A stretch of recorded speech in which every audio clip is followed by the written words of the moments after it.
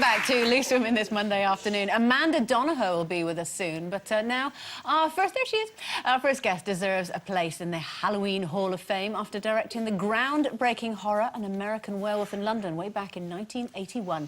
2 years later, he continued to instill the fear factor into the 80s generation when he got behind the camera to direct the classic Michael Jackson video, Thriller. Oh! Please welcome an expert in the field of fear, John Landis.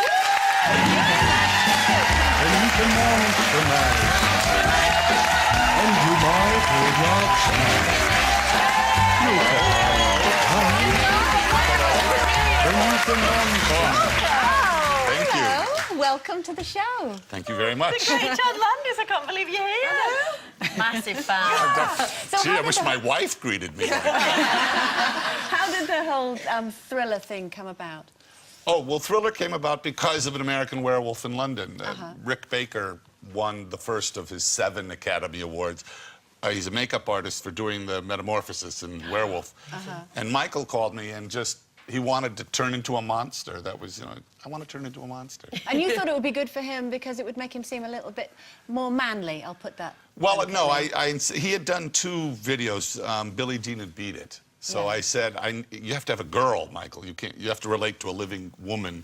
Because I wanted to give him some sex, you know. And in fact, that jacket, my wife, Deborah Nadoolman Landis, the costume designer, she designed all of my films and Raiders of the Lost Ark, lots of movies. But she designed that jacket. Really? It was sold, there you go, it was sold a month ago for $1.8 million at auction. That's fantastic. And I told her, I said, we're going in the jacket business. Yeah, you're very good at it. She put on her website, I'll make you one for $500,000. It was the first of its kind as well, wasn't it? And it was like a little mini movie rather than just a pop video. Well, yeah, it was a theatrical short. It was 15 minutes. It was shown in cinemas before MTV. And was it difficult to make it last that long? Because obviously most pop videos are a lot shorter than that.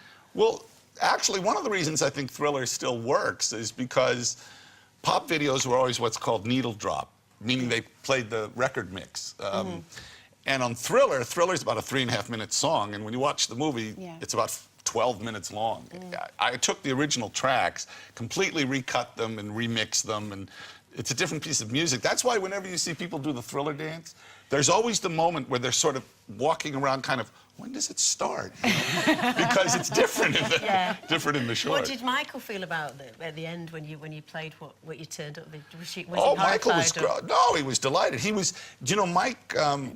When I made Thriller, he was a total pro. He was 20, he'd been performing since he was 6, and no, he was wonderful. Although they were Jehovah's Witness.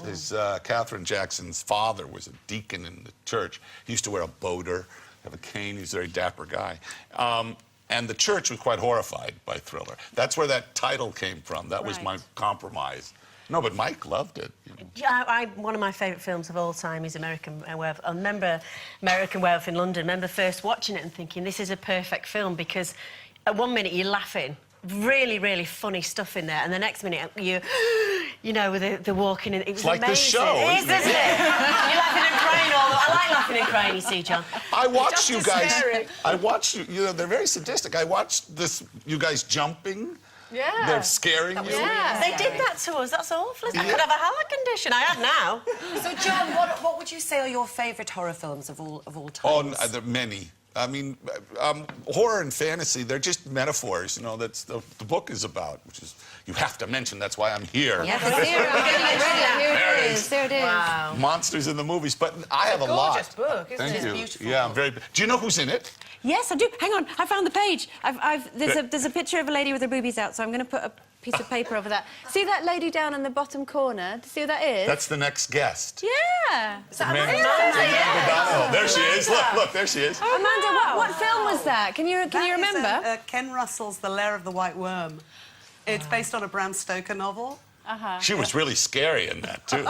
And sexy, elegant, sexy. But that is the whole horror genre, really, isn't it? It's combining the two successfully. Well, it's a lot deeper than that, actually. It's just horror and fantasy. Humans, what I learned writing this book, you know, with these hairless apes here, we're scared to death. And what we're scared of is interesting. We are frightened of what we don't know. Yeah. And so as people, we can't accept what we don't know. So what we do is we make it up. We create religions and philosophies and zombies and ghosts. Nobody knows what happens when you die. So a lot of this is dealing with those fears. And one of the things you talk about laughing and screaming, they're very similar. They're both, you know, they're... reactions. I'm trying to think of the word. They're spastic reactions. They're physical reactions. They're not thoughtful reactions. And comedy and fear are very similar. And did you see what you guys did as soon as you were horrified? Laughed. Started laughing.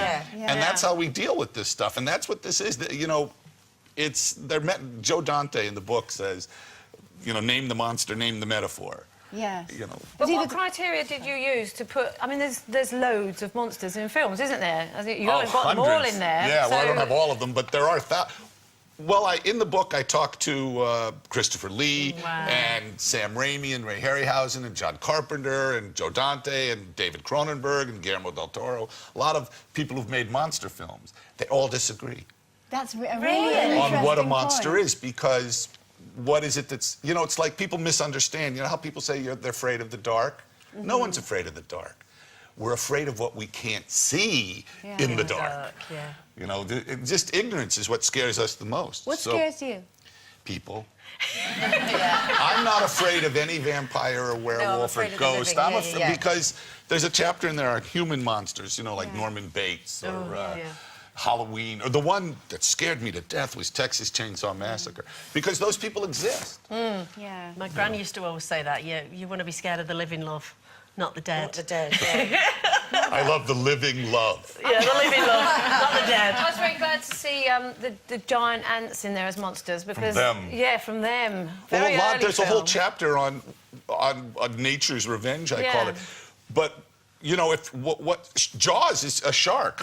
You know, so what they do is they take our natural fears, spiders, ants, you know, insects, and they make them gigantic, or they make them somehow intelligent. And they used to have to do it without all the technology that we have now, so they were a little bit shaky, weren't they? It depends. I mean, you know, I make movies, and film has a very unique, and television sometimes, but especially movies, is a unique position in the arts, which is, if you look at a bad painting, do you study it? Or do you start reading a bad book? Do you finish it? Or especially bad theater? You get the hell out of there. You can really enjoy a bad movie. You know, and we do. It's true. John, it's been an absolute pleasure having you on the show. It's John Thank you. Landis, everyone. You have to hold up the book again. Thank you. Okay, and the book is out now, John tells me to tell you. It's competition time again, and we are giving away 10,000